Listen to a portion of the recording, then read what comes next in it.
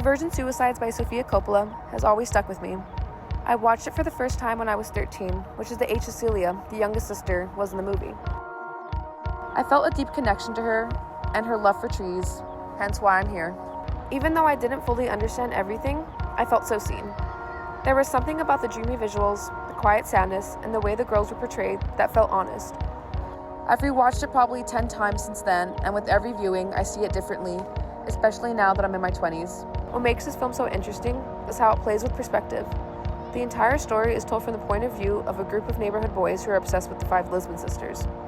We never hear directly from the girls, which makes the film both mysterious and frustrating. But when you look at it through the lens of Laura Mulvey's visual pleasure and narrative cinema, it all starts to make more sense.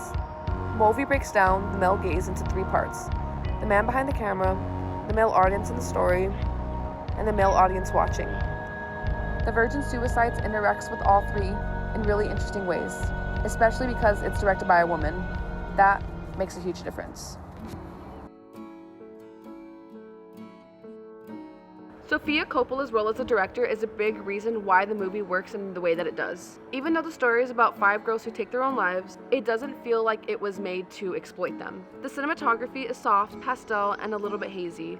I personally have described it as beautifully boring. It captures the stillness and sadness of suburbia, of being a teenage girl trapped in a quiet neighborhood where everything feels like the end of the world. I think this also goes for Sofia Coppola's style of directing. In a recent interview with the cast, Kirsten Dunst and Josh Hartnett both described how relaxing and safe the set felt when it was like working on the film. It was the most calm and inviting arena I had ever been to, says Josh. Coppola never tries to overly explain or force us to understand the girls or the decisions. She just shows us how they were seen, through windows, from across lawns, or through the boys' memories. In a way, it's genius. A male director might have focused more on their bodies, on their sexuality, but Coppola doesn't. She's showing how these girls were looked at, but without ever fully giving them away. It's a way of criticizing the male gaze without having to say it out loud. The boys in the story represent the second layer of the male gaze, the gaze of the characters in the film. They fantasize about the girls, but they don't really know them. They talk about them like they're these magical, mysterious beings and not real people. They read Cecilia's diary and try to piece together some kind of meaning, but they're only guessing. One of the lines that always stuck to me is when Cecilia, after a failed suicide attempt, says to the doctor, Obviously, doctor, you've never been a 13-year-old girl. That hit me hard when I was 13, because being that age was honestly one of the hardest times in my life. Everything felt so intense. Watching the film again, I realized how much more the girls are silenced in their own story. It's not really a story about the girls, it's about the boys. The last part of the male gaze is the audience, and honestly, this is where the film gets misunderstood the most. A lot of men who watch The Virgin Suicides just don't get it.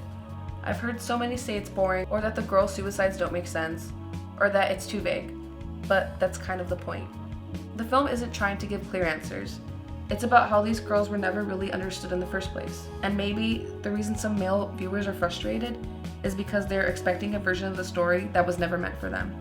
I related to the girls because I knew what it felt like to be overwhelmed, to be misunderstood, or to be watched but not seen. The girls weren't just crazy or dramatic. They were dealing with isolation, depression, abusive parents, and being constantly sexualized. They were dreamers, like the boys say, but they were also just kids. They didn't know the weight of their choices, and when the boy read in Cecilia's diary, what we have here is a dreamer, someone completely out of touch with reality.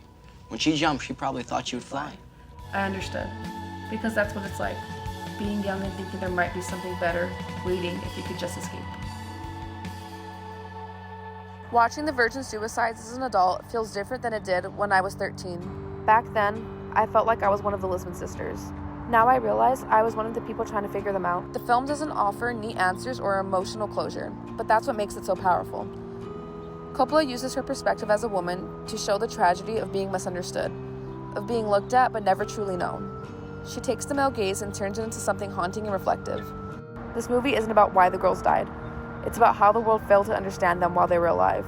And even though I feel less connected to the sisters as I grow older, I think that the distance proves the point. You can't truly know what it's like to be a teenage girl unless you've been one. And even then, sometimes, it still doesn't make sense.